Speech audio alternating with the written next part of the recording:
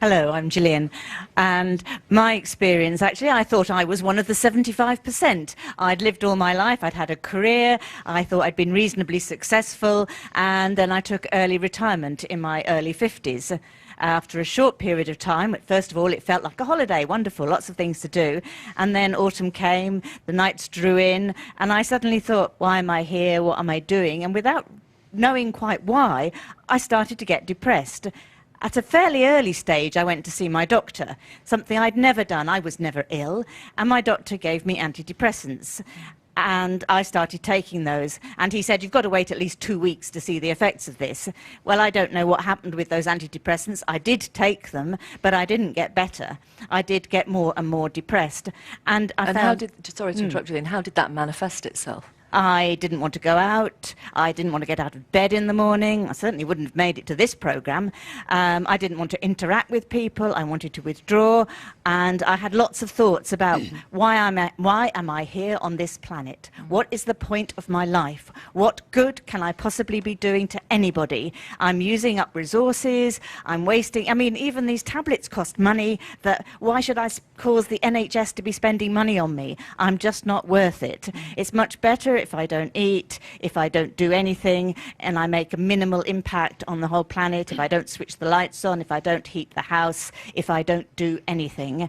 And it's all very well saying, as you did, you know, go and ask for help. In that situation, that's the very last thing you're going to do, because you don't feel worth it. You don't feel it's worth the doctor's time, anybody's time. You need somebody to intervene on your behalf, somebody who understands.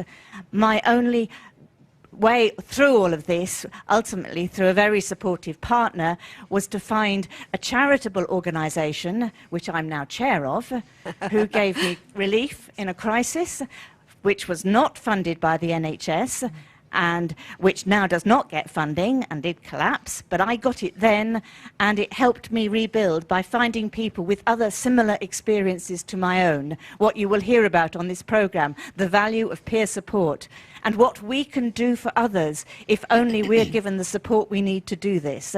Okay, thank you.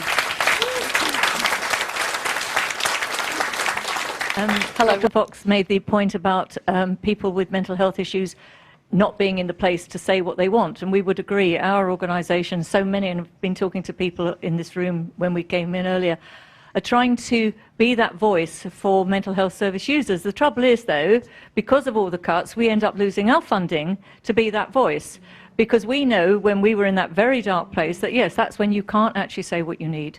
But we listen to other people, we can say that, and yet we lose our funding. So it's a sort of a vicious circle, because we try... And I've heard other people of this whole business about, you know, people with mental health issues helping people. We can give so much because we can be that listener. We do understand. We can be those role models because we've moved on and we have sort of made, you know, I've had umpteen periods of bipolar, but there is a life. And I don't know, I'm just sort of sitting here thinking... Feeling frustrated. More than that, I think. Yes, fair enough. More than that. Yeah.